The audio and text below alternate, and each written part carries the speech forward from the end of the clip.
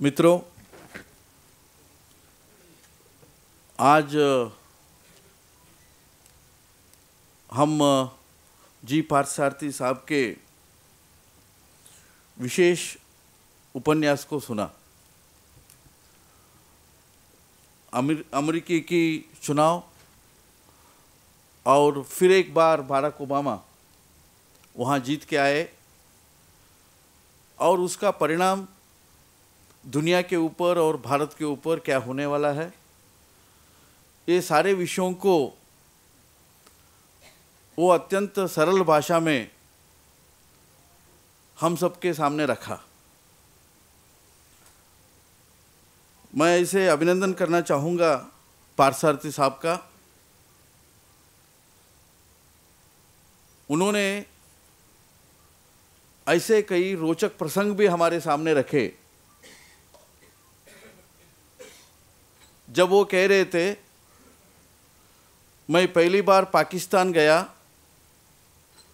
एक armour division का कप्तानी करते हुए, he was captain Parthasarathy then.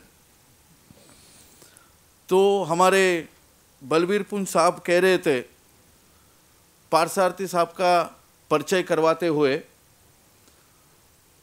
वो हमारे राजदूत बन के विभिन्न देशों में, दुनिया भर के देशों में भारत के झंडा गाड़े, लेकिन as the captain of armoured division of India entering into Pakistan, उन्होंने भारत का तिरंगा तो लेके गया पाकिस्तान में। मैं पार्थसारथी साहब का अभिनंदन करता हूं और हमारे बलबीर पुंज जी का भी अभिनंदन करता हूं, क्योंकि वो भारत के एक जाने माने पत्रकार है, पार्टी के वरिष्ठ नेता है। उन्होंने इस विवेकानंद स्टडी सर्कल का सिलसिला शुरू किया है। ये अमेरिकन इलेक्शंस के बारे में इतना ही कहना है। आज के दिन में दुनिया के सामने कई चुनौतियां हैं। मैं भी पार्थसारथी साहब को सुनना चाह रहा था, लेकिन मुझे लगता है काफ़ी कुछ उन्होंने हमारे सामने रख चुके हैं, लेकिन समय बहुत कम था, इसलिए और कई विषयों के बारे में, कई चुनौतियों के बारे में फिर एक बार हम पार्थसारथी साहब को इस अध्ययन वृत्त में बुलाना चाहिए। इसे मैं पुंज साहब को निवेदन करता हूँ, क्योंकि ईरान एक न्यूक्लियर पावर बन चुका है। पूरा मध्य प्राच्य में, मिडिल ईस्ट में, वहाँ के सल्तनी हुकूमत और आम जनता के बीच में एक संघर्ष शुरू हो चुका है। पूरा यूएसए में और यूरोप में आर्थिक संकट, इकोनॉमिक मेल्टडाउन, सब प्राइम क्राइसिस से लेकर के ग्रीस का आज के सिचुएशन तक ये सब हो रहा है। और जैसे आपने कहा, चीन तो साम्राज्यवाद से प्रेरित होकर के, क्योंकि हम और पुंज साहब चर्चा कर रहे थे, चीन लोकशाही में भी भरोसा नहीं रखती, वहाँ डेमोक्रेसी भी नहीं है, प्लूरलिज्म भी नहीं है। ऐसे चीन साम्राज्यवाद को बढ़ाने के लिए हर कदम उठा रही है और अरुणाचल प्रदेश में हम उसको भुगत रहे हैं। पाकिस्तान तो दुनिया का आतंकवाद का एपिसेंटर बन चुका है। जब पाकिस्तान और चीन एक साम्राज्यवाद के हेतु और दूसरा आतंकवाद के हेतु विश्व शांति का इसे भंग कर रहे हैं, तो यदि कोई इन दोनों ताकतों का सामना करने वाला, मुकाबला करने वाला कोई एक देश है, वो हम गर्व से कह सकते हैं वो भारत है। भारत ही कर सकती है। ऐसे स्थिति में बाराक ओबामा हो, मिट रोमनी हो, या कुल मिलाकर के अमेरिका हो, अमेरिके के हुकूमत हो, वो भारत को और भारत के स्ट्रैटेजिक ताकत को नज़रअंदाज नहीं कर सकते। लेकिन जैसे आपने कहा, यदि भारत एक आर्थिक शक्ति नहीं बनेगी और आर्थिक कामयाबी पर अग्रसर नहीं होगी, तो अपने इस ताकत में थोड़ा कमी भी आ सकती है। ये भारत को पहचानना चाहिए। लेकिन मैं और एक बिंदु को भी आप सबके सामने रखना चाहूँगा। आपने भी कहा, जब आपने जिम्मी कार्टर साहब ने माननीय अटल जी के बारे में क्या कहा और इशारों में कह दिया, यानी आने वाले दिनों में अटल बिहारी वाजपेयी जी भारत के प्रधानमंत्री बनने वाले हैं, बनने के लिए लायक है, ऐसे उन्होंने कहा। It's an international recognition. It's a recognition by one of the most powerful countries of the world of Shri Atal Bihari Vajpayee, who is our very affectionate leader and who proved himself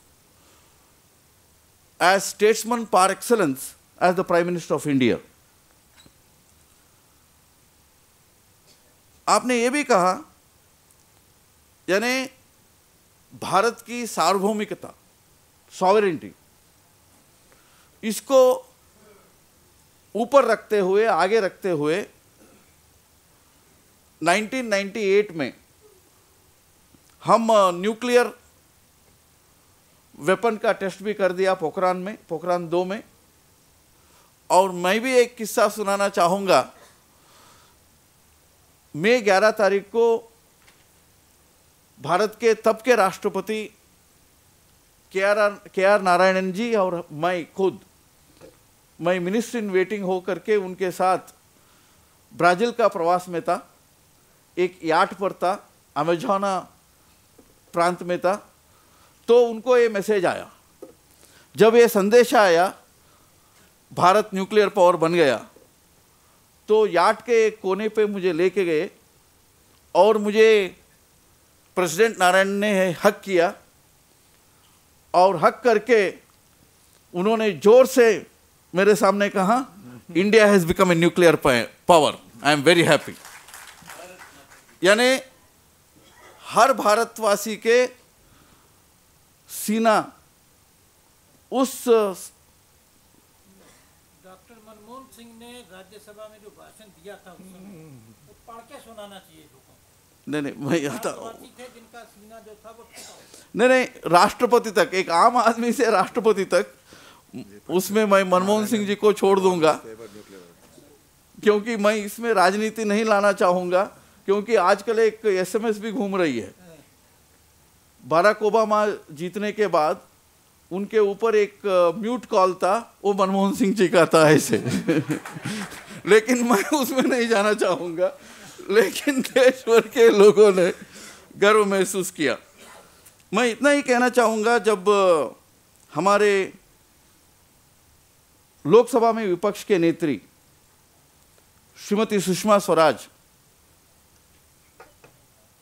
Barack Obama जी जब भारत आए थे, call on किया था, तो सुषमा जी ने भी उनको कही, देखिए ओबामा साहब, आप पाकिस्तान को एक दोस्त मानते हो और भारत को एक मार्केट मानते हो,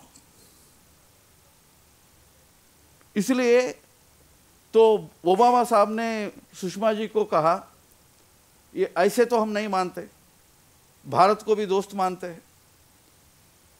तो सुषमा जी ने कही, ये तो परसेप्शन है, इसलिए इस परसेप्शन को बदलने के लिए अमेरिका को कुछ करना चाहिए। CBMs, कॉन्फिडेंस बिल्डिंग मेजर्स, ये शुरू करना चाहिए। और दूसरा, जब सिविल न्यूक्लियर एग्रीमेंट हमने किया, जैसे हमने पोखरान 2 में भारत का सॉवरेनिटी को बरकरार रखा, ऐसे सिविल न्यूक्लियर एग्रीमेंट में दैट सप्लायर्स लायबिलिटी क्लॉज, यानी जो ही हादसा होगा, यदि ऐसे हादसा होगा तो उसका पूरा भरपाई उस सप्लायर करेगा। नहीं तो वो यूनियन कार्बाइड जैसे भोपाल का जो गैस ट्रेजेडी हुई जिसमें 15,000 लोग मरे और किसी को कॉम्पनसेशन और कोई मुआवजा नहीं मिला, ऐसे हो जाता। इसीलिए तो सुषमा जी ने उसका भी जिक्र की और एक ही ओबामा साहब को विपक्ष ने, यानी भारतीय जनता पार्टी और एनडीए ने इस क्लॉज को, यानी सप्लायर लायबिलिटी क्लॉज को हमने उस सिविल न्यूक्लियर बिल में हमने जोड़ा। यानी मैं इतना ही कहना चाहूँगा, अमेरिका के साथ हमारा दोस्ती बरकरार रहना चाहिए और ओबामा साहब फिर से जीत के आए हैं। जब ये चुनाव हो रहा था, मैं यूएनजीए के लिए न्यूयॉर्क गया था, वहाँ 12 दिन रहा। वहाँ हर एक मुझे कहते थे it's a very close fight, जीत भी सकते हैं, हार भी सकते हैं। लेकिन जैसे हम दोनों चर्चा कर रहे थे तो वहाँ के कॉन्स्टिट्यूशन और इलेक्ट्रल सिस्टम, क्योंकि वहाँ के एक पत्रकार मुझे पूछा आप हो कैसे कंपेयर करते हो इसे, तो मैंने कहा Indian electoral system, Indian elections are more full proof, we are more perfect. जैसे वो बुश और गोर के बीच में हुआ था, ऐसे तो इंडिया में कभी नहीं होगा, ऐसे मैंने उनको कहा। और उसका काफ़ी प्रसिद्धि उस अमेरिका में उस स्टेटमेंट के लिए मिली। लेकिन मुझे लगता है उनके इलेक्ट्रल सिस्टम में एक फ्लॉ है। पॉपुलर वोट और रिप्रेजेंटेटिव वोट्स के बीच में वो एक असंतुलन है, एक डाइकोटमी है, उसको उनको ठीक करना पड़ेगा। लेकिन आज फिर से बाराक ओबामा जी वहाँ के राष्ट्रपति बन चुके हैं। लेकिन भारत की स्ट्रैटेजिक पोजीशनिंग के कारण विसावी पाकिस्तान, विसावी चाइना और पूरा हम एक बढ़ते हुए आर्थिक शक्ति है, बहुत बड़ा आर्थिक ताकत बनने का संभावना रखते हैं। और जैसे आपने कहा सबसे बड़ा लोकतंत्र है। ये सारे कारणों से भारत को नज़रअंदाज नहीं कर सकते, भारत के साथ चलना पड़ेगा। इसलिए ओबामा जी ने अपने पिछले टर्म में जापान, इंडिया और यूएस का एक समझौता कराने की कोशिश की।